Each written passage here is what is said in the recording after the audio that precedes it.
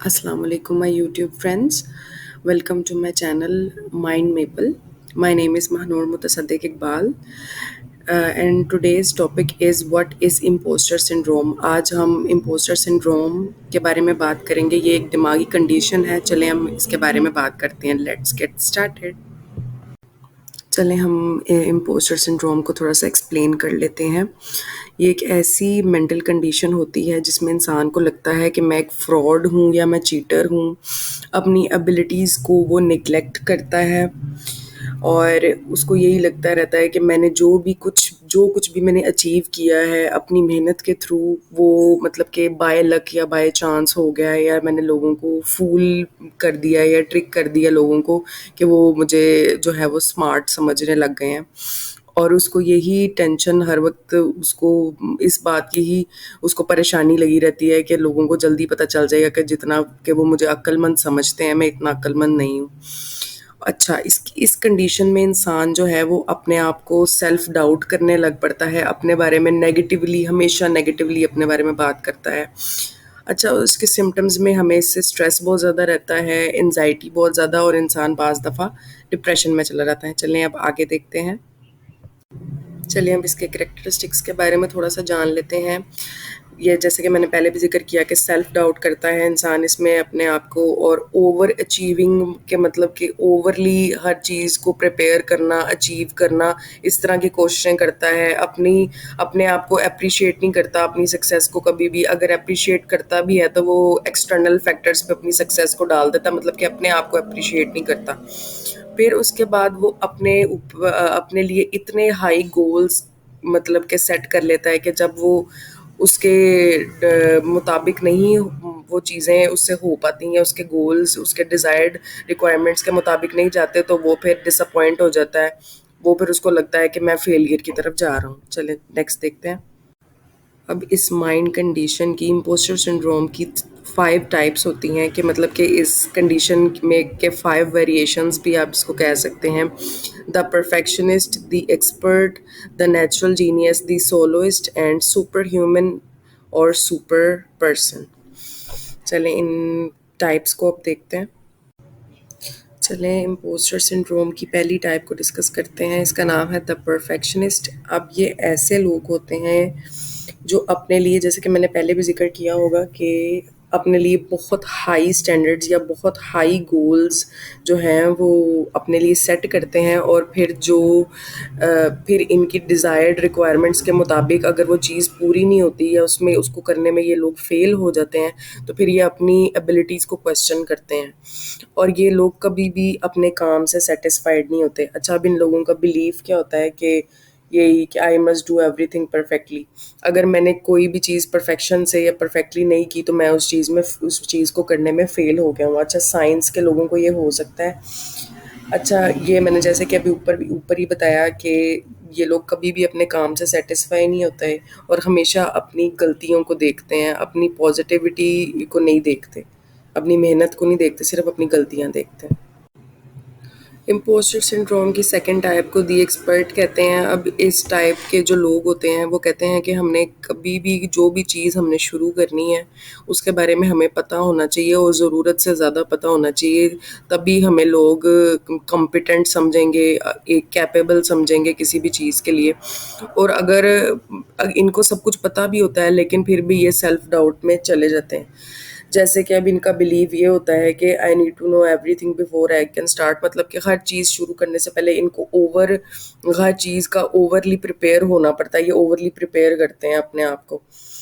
If I don't have all the answers I am not competent, मतलब कि ये हर चीज़ का या यही अपने आप को कहते रहते हैं कि हर चीज़ का मुझे पता होगा तो मैं किसी भी चीज़ के लिए कम्पिटेंट हूँ या कैपेबल हूँ।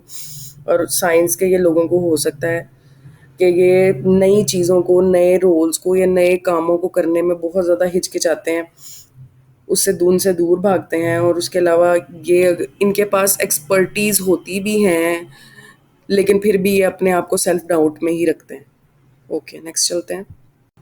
अब इम्पोस्टर सिंड्रोम की थर्ड टाइप के बारे में जान लेते हैं। थर्ड टाइप है दी नेचुरल जीनियस। अब ये ऐसे लोग होते हैं जो अपने आप को सिर्फ इस बात पे जज करते हैं कि वो कितने आसानी से बगैर मेहनत के चीज़ों को या विदाउट किसी प्रैक्टिस या स्ट्रगल के चीज़ों को वो जितना जल्दी समझ लेंगे तो ही वो कैपेबल हैं, वरना वो कैपेबल नहीं है, या वो उनकी कोई वर्थ है वरना नहीं है। अब जैसे कि इन लोगों का बिलीफ ये है कि I should always be able to do things effortlessly. मैंने अगर मेहनत के बगैर किसी चीज़ को समझ लिया है या मुझे वो समझ आ गई है तो ही मैं कैपेबल हूँ, वरना मैं नहीं हूँ। I if I am not good as something immediately I am not smart. मतलब कि मैंने चीज़ों को जल्दी नहीं किया या जल्दी नहीं समझा तो मैं अक्लमंद नहीं हूँ। अच्छा, अब साइंस के लोग इस बारे में, जो स्ट्रगलिंग लोग होते हैं साइंस के लोगों को ये हो सकता है, वो ये है कि लोग, ये ऐसे लोग होते हैं जो उन चीज़ों से भागते हैं जिनमें इनको मेहनत करनी पड़ती है या जो चीज़ें वक्त लेती हैं। उसके अलावा ये अपने आप को उन लोगों से कंपेयर करते हैं जो जल्दी, इनके मुकाबले में ज़्यादा जल्दी चीज़ों को लर्न करते हैं या ज़्यादा जल्दी समझ जाते हैं। चलिए नेक्स्ट देखते हैं। अच्छा, अब इम्पोस्टर सिंड्रोम की चौथी टाइप की तरफ आते हैं। इसका नाम है दी सोलोइस्ट। अब ये ऐसे लोग होते हैं जो कहते हैं कि हमने सारे काम अपने खुद ही करने हैं, हम इंडिपेंडेंट हैं और हमने किसी से कोई मदद नहीं लेनी। अगर हम मदद लेंगे तो हमें लोग वीक समझेंगे, और या ये एक वीकनेस की निशानी है, हमें कमज़ोर समझेंगे। अच्छा, अब इन लोगों का बिलीव क्या होता है, I should be able to do everything on my own. मतलब कि मुझे हर काम खुद ही करना है। और अच्छा, अब इसके साइंस ये होते हैं कि ये ऐसे लोग होते हैं जो लोगों की हेल्प लेने से ना कतराते हैं। बस और अब हम नेक्स्ट टाइप को देखते हैं।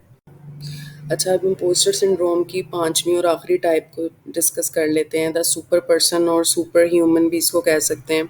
अच्छा, अब नाम से ही आपको पता चल रहा होगा कि ये ऐसे लोग होते हैं जो हमेशा दूसरों से ज़्यादा हाई अचीव करने की कोशिश करते हैं और अपने आप को प्रेशराइज करते रहते हैं कि इतना ज़्यादा अपने आप को प्रेशर में डालते हैं कुछ बहुत ज़्यादा अचीव करने के लिए कि ये अपनी हदूद से बाहर चले जाते हैं कि इनसे हो भी नहीं रहा होता कोई भी काम, इनसे नहीं भी हो रहा होता, लेकिन ये अपने आप को ज़बरदस्ती पुश करते हैं कि नहीं हमने करना है। अब इनका बिलीव ये होता है, I have to work harder than everyone to I am good. मतलब कि अपने आप को जस्टिफाई करने के लिए ये लोग इतनी मेहनत करते हैं और अपने आप को कंटिन्यूसली पुश करते रहते हैं ताकि हम लोगों से ज़्यादा अचीव कर सकें और बेटर अचीव कर सकें। साइंस के ये लोगों को होता है, यू विल फील स्ट्रेस्ड। मतलब आप स्ट्रेस, मतलब कि ऐसे लोग स्ट्रेस फील करते हैं जब वो काम नहीं कर रहे। मतलब कि अगर वो कोई ब्रेक भी ले लें या वो किसी चीज़ को एंजॉय भी कर रहे हों, किसी भी एक्टिविटी को, तो उनको गिल्टी फील हो रहा होता है, मतलब कि बुरा लग रहा होता है। अच्छा परफॉर्म करने के लिए ये लोग अपने आप को प्रेशराइज करते हैं। चलें अब इसके फैक्ट्स देख लेते हैं आगे। अच्छा, चलें अब इसके फैक्ट्स के बारे में थोड़ा सा जान लेते हैं।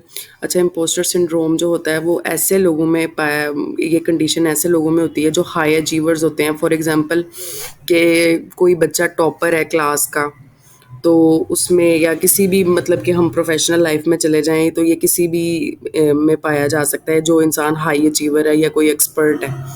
उसके अलावा ये दुनिया की पॉपुलेशन में 70% पाया जाता है।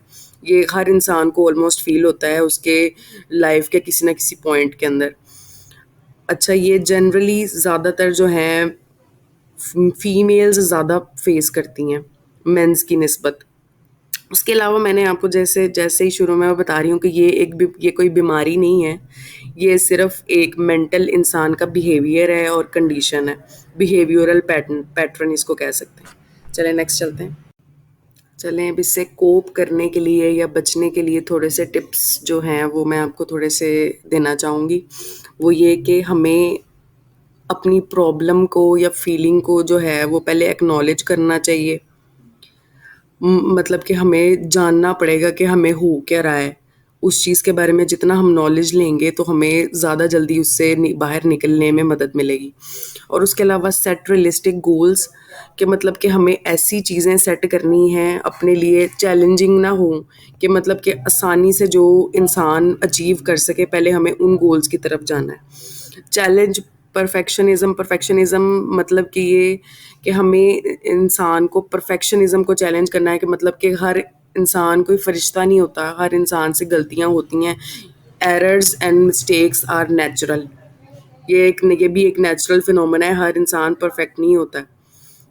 प्रैक्टिस सेल्फ कंपैशन मतलब कि अपने आप को काइंडली हैंडल करना है। कुछ लोग मतलब कि वो कहते हैं ना कि हमसे गलती हो गई है तो वो क्यों हुई है, अपने आप को पोलाइटली हैंडल करना है कि चलें गलती हो गई है तो हमने इससे कुछ सीखना है और मूव ऑन करना है। फिर उसके बाद last and for the least ये कि सीक प्रोफेशनल हेल्प, मतलब कि ये चीज़ थेरेपी से या अगर हम किसी साइकोलॉजिस्ट से कंसल्ट करें तो तब भी ये वक्त के साथ बेटर हो जाएगी। चलें, that's all for today, thanks for watching. For more interesting videos kindly subscribe to my channel Mind Maple. Thank you all. Jazakallah.